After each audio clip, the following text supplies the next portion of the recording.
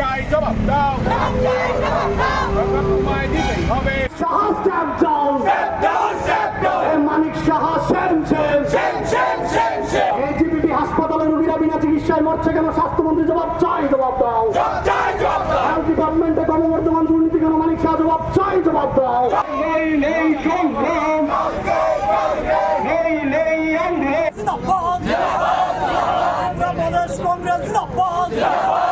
সদর জেলা কংগ্রেস কমিটির উদ্যোগে স্বাস্থ্য ব্যবস্থার যে বেহাল, আমরা মানব মৌলিক অধিকার যে আমাদের জনজীবনে স্বাস্থ্যের খুব গুরুত্বপূর্ণ। আমরা দেখছি আর স্বাস্থ্যের বেহাল অবস্থা, স্বাস্থ্য ব্যবস্থা আইসিইউতে চলে গেছে। আমরা প্রার্থনা করছি আইসিইউ থেকে যাতে ভেন্টিলেশনে না যায়। আমরা দেখতে পাচ্ছি যে স্বাস্থ্য ব্যবস্থার অব্যবস্থা চলছে এবং দুর্নীতির আখড়া হয়ে গেছে। আমরা বহির্বিভাগ থেকে শুরু করে আভ্যন্তরীণ বিভাগে আমরা দেখতে পাচ্ছি শত শত দরিদ্র লোক যখন লাইন ধরে টিকিট কাটতে আসে তখন মেশিন খারাপ থাকে প্রায় দিনে, এবং ওরা যখন ভালো পরিষেবার জন্য যায় তখন ভালো ডাক্তারের সুবিধা পাওয়া যায়। এবং আমরা আভ্যন্তরীণ বিভাগে দেখেছি একটা বেডে 2 জন রোগী শুয়ে থাকতে দেখেছি, যে সিঁড়ির মধ্যে রোগীরা কীভাবে ঘুমিয়ে আছে, বাথরুমের সামনে বিস্তার করে শুয়ে আছে, জায়গার সংকুলান। সেজন্য আমরা স্বাস্থ্য দপ্তরের দৃষ্টি আকর্ষণ করছি, এবং এখনও বর্ষা শুরু হয়নি, তার মধ্যেই এই বৃষ্টিতে ছাদ চুয়ে চুয়ে রোগীর মাথায় পড়ছে।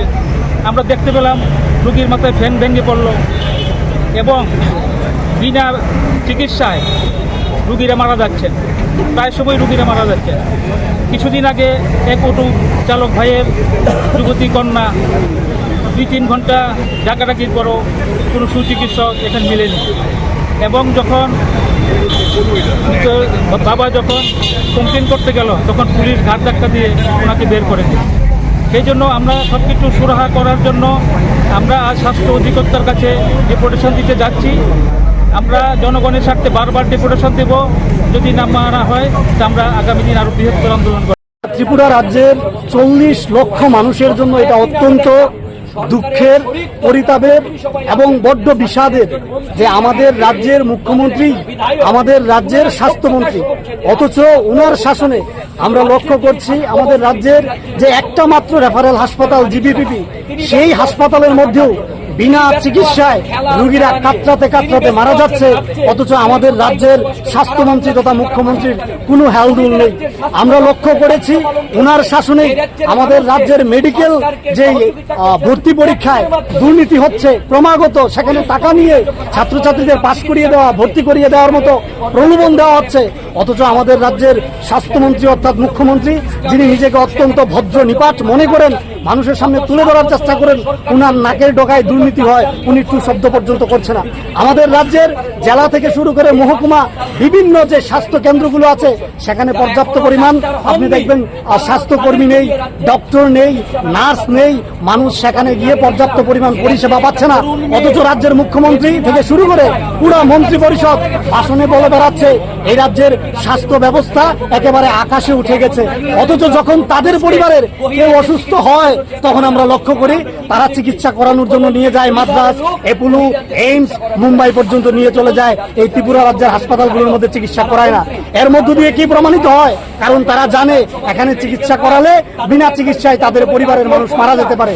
আমাদের রাজ্যের মানুষকে বিনা চিকিৎসায় মারা যাওয়ার জন্য ছেড়ে দিয়ে নিজেরা সঠিক চিকিৎসা পাওয়ার জন্য বাইরে চলে যায়, আর ভাষণে বলছে আমাদের রাজ্যের স্বাস্থ্য ব্যবস্থা উন্নত হয়েছে। তারই প্রতিবাদে আজকে ত্রিপুরা প্রদেশ কংগ্রেস কমিটির নির্দেশে আমরা সদর জেলা কংগ্রেস কমিটির উদ্যোগে আমরা আমাদের রাজ্যের যেই স্বাস্থ্য অধিকর্তা আছেন ওনার কাছে আমরা একটা ডেপুটেশনে মিলিত হতে এসেছি।